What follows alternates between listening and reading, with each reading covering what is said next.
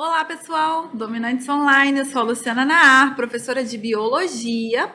Nós estamos entrando no módulo chamado Classificação dos Seres Vivos. Essa é a primeira aula do módulo e a gente vai falar sobre taxonomia e sistemática. O que significa, na verdade, a taxonomia e a sistemática dentro da classificação dos seres vivos.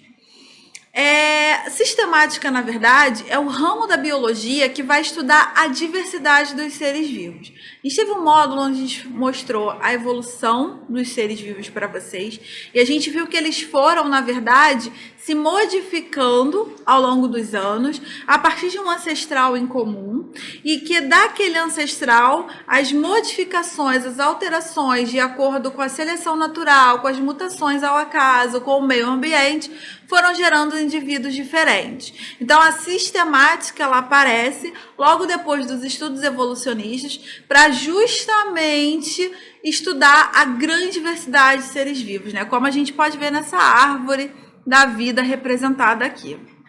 E a taxonomia? A taxonomia ela vem para nomear e classificar os seres vivos de acordo com o seu grau de parentesco. Então, a parte da biologia que vai dar nomes, a gente vai chamar de taxonomia. Qual seria a importância da taxonomia, então?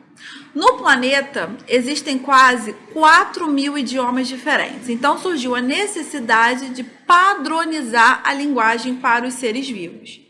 Exemplo, cão pode ser chamado de dog, de hunt, de chai, né? E o nome científico, na verdade, é o Canis familiaris.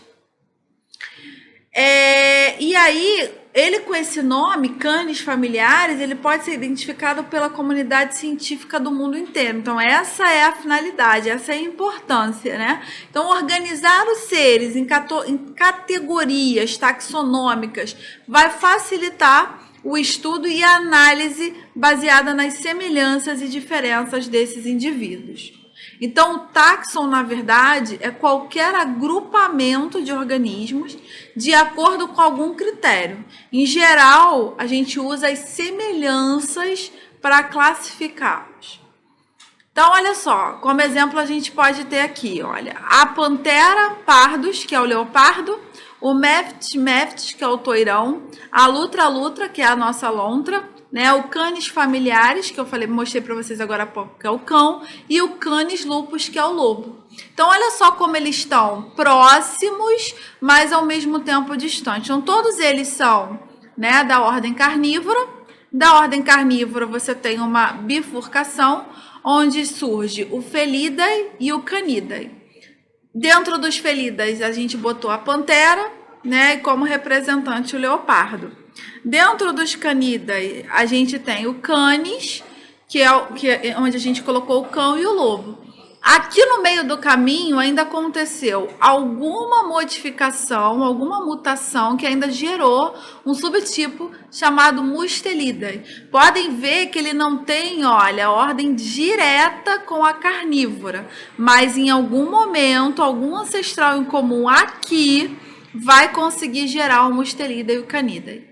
Então, no Mustelidae, a gente tem outra subdivisão, que é o Mephis e o Lutra, né? Para botar o toirão no Mephis e o Lutra a lontra, ok? Então, só mostrando para vocês como é importante a gente agrupar e entender que mesmo que distantes, a Panthera e o lobo, eles são de uma ordem comum, que é a carnívora.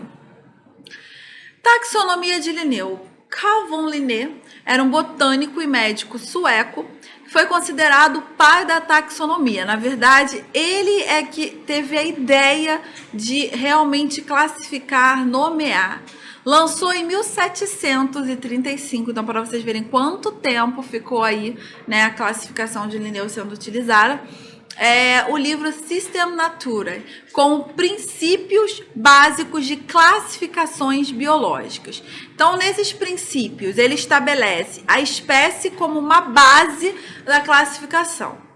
Ele vai criar 5 grupos taxonômicos: reino, classe, ordem, gênero e espécie. E ele vai propor o uso das palavras latinas. assim como estabelecer a nomenclatura binominal para a espécie. Então, um exemplo aqui da classificação de Linneu. A gente tem o leão, cujo nome científico é a Panthera leal, e a onça, cujo nome científico é a Panthera onça.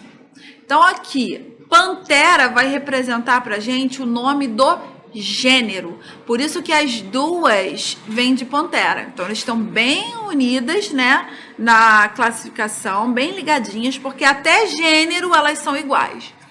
Quando a gente bota o epítopo específico, que é o que representa a espécie, é que elas vão mudar. Então, a Panthera onça, ela tá aqui o nome do gênero, né, e o epítopo específico. Gênero é o conjunto de espécies semelhantes, ok? Mas não é diferença entre espécies, é um conjunto. E o epítopo específico é o termo que designa a espécie. Agora, cuidado, tá? Tem muita pegadinha de prof que coloca só o segundo nome como sendo a espécie. Não pode. A espécie, ela é binominal. Ela tem que apresentar os dois nomezinhos. Então, regras básicas da nomenclatura científica que a gente tem que saber. O básico que é cobrado em prova. Os nomes devem ser em latim, né? Ou pelo menos ter uma forma latinizada. A nomenclatura deve ser binominal, como eu falei para vocês, deve ter dois nomes, cujo primeiro nome deve identificar o gênero e o segundo qualificar a espécie, devendo ambas as palavras serem sublinhadas, escritas em itálico ou em negrito. Então, você tem que destacar que você está falando o nome de uma espécie. O nome que se refere ao gênero, ou seja, o primeiro, ele deve ser escrito obrigatoriamente com a letra inicial maiúscula e o relativo à espécie em letra minúscula. Exemplo, a carica papai, ou carica papaya, ou carica papaya, é o mamão, ok? Quando for representado apenas o gênero, a gente escreve o primeiro nome da espécie seguido de SP, a abreviação da palavra da espécie em latim. Então, por exemplo, eu quero falar só o gênero Canis. Não vou botar Canis SP, ali eu boto os lobos, boto os cachorros, ok? Boto várias espécies. Quando for necessário escrever o nome científico de uma subespécie, ela vai ser escrita após o da espécie, com a letra inicial minúscula e também destaque. Galera, tem casos, como é o caso do ser humano, por exemplo, em que a gente já conhece subespécies, né, que vem da derivação racial. Então, essas subespécies, elas não aparecem em todas as espécies, ok? Mas quando elas aparecerem, elas também vão ser representadas como minúscula e serão escritas logo após o nome da espécie. Em zoologia, os nomes da família e da subfamília vão ser dados pela adição do radical correspondente ao nome do gênero, somados ao sufixo idae e inae, respectivamente. Então, olha lá, eu tenho o gênero Canis, se é a família, eu vou botar o idae, Canidae, família Canidae. E se é a subfamília, eu vou colocar inae, então a Caninae, ok? Na verdade, a classificação mais completa que a gente tem dos 5 reinos surgiu mesmo em 1980, tá? Com Margulis e Schwartz. Na verdade, eles sugerem a mudança, né, do nome protista para prototista, ok? Eles sugerem essa alteração porque eles acreditam ser mais próximo de representar os protozoários e as algas como sendo animais primitivos, né? São os primitivos. Então, olha só, dentro do sistema de classificação que é utilizado hoje em sala de aula, a gente tem a divisão em 5 reinos: reino Monera, prototista, fungi, plantae e animalia. Desses 5 reinos, o primeiro a aparecer provavelmente foi o Monera, porque são os seres mais simples que a gente tem. Então, eles são unicelulares e procariotos. Para quem não lembra o que é procarionte, são seres que não têm núcleo, né? Na verdade, tem um núcleo muito primitivo, sem a delimitação, sem a membrana delimitadora. E como representantes, então, a gente pode colocar as bactérias e as algas azuis. Dentro dos prototistas, também são unicelulares, mas o que vai diferenciar do Monera é que agora eles são eucariontes, ok? Então, dentro desse grupo, eu vou colocar protozoários e algumas algas. No fungi, a gente tem tanto uni como pluricelulares, então eles são misturados. São eucariontes. A partir do prototista, todo mundo vai ser eucarionte. E agora, eles são heterotróficos por absorção. Eles absorvem o nutriente do meio. É o caso, então, dos fungos.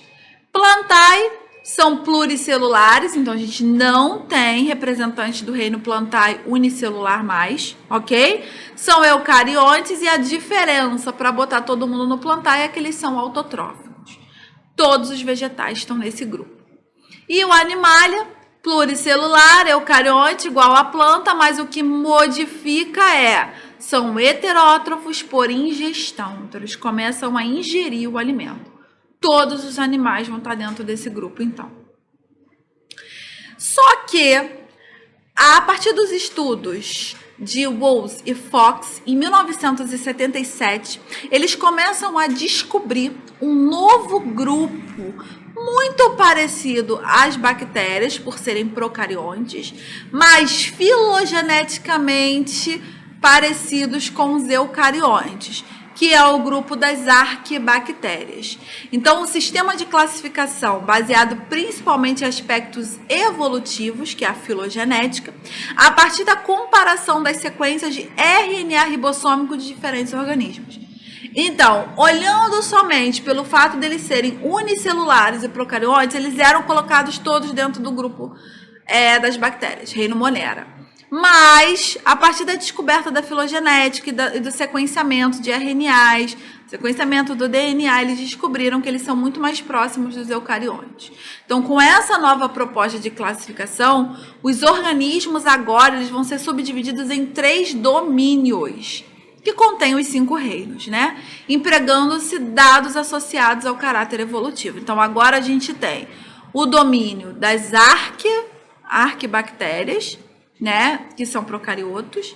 As bactérias também procariotas. E olha só, fazendo aqui um clado, né? Com as arques, os eucárias, todos os eucariontes. A gente tem uma nova subdivisão aí. E aí, esses 3 domínios, então, quem são? As árqueas, elas são organismos procariotos que frequentemente são encontrados em ambientes cujas condições são bastante extremas, semelhantes às condições ambientais primordiais na Terra. Então, onde eu tenho muito sal, onde eu tenho temperaturas muito elevadas, um pH muito baixo, muito alto, né? Eu vou encontrar as árqueas. Sendo por isso muitas vezes consideradas como sendo ancestrais das bactérias. Então, elas parecem ser, sugerem ser, né, seres anteriores a bactérias.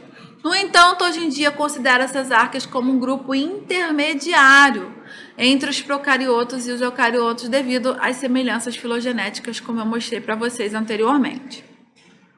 Já no domínio das bactérias, ou eubactérias, ela corresponde a um enorme grupo de procariotos, anteriormente classificados como as eubactérias, como eu disse, né, vocês ainda vão encontrar livros chamando de eubactérias, representadas pelos organismos patogênicos ao homem, e bactérias encontradas em água, solos, ambientes em geral, mas não de condições extremófilas como as árqueas. E o grupo das eucárias, no âmbito microbiológico, compreende as algas, protozoários e fungos. E no âmbito macrobiológico, vai compreender as plantas e os animais. Então, sistemática, filogenética ou cladística, entende-se que a diversidade de seres vivos é resultante dos processos evolutivos e que esses processos, então, vão ocorrer pelos fenômenos de anagênese ou cladogênese. ok? Já havia falado para vocês conceito de anagênese e cladogênese anteriormente, né? Anagênese é quando você tem uma variação mais devagar, né, de transformação mais linear, e a cladogênese é quando você tem uma mudança brusca realmente formando essa bifurcação aqui. Então, olha lá, você tinha uma população da espécie A, houve uma barreira geográfica, certo? Que separou esses indivíduos, e aí eles foram mutando ao longo do tempo, e desse lado ficou somente clara, desse lado ficou somente escura. Então aqui a gente teve um exemplo de cladogênese, uma mudança brusca de repente, né, e que separou as duas, e aqui a anagênese, como elas vão mudando devagarzinho.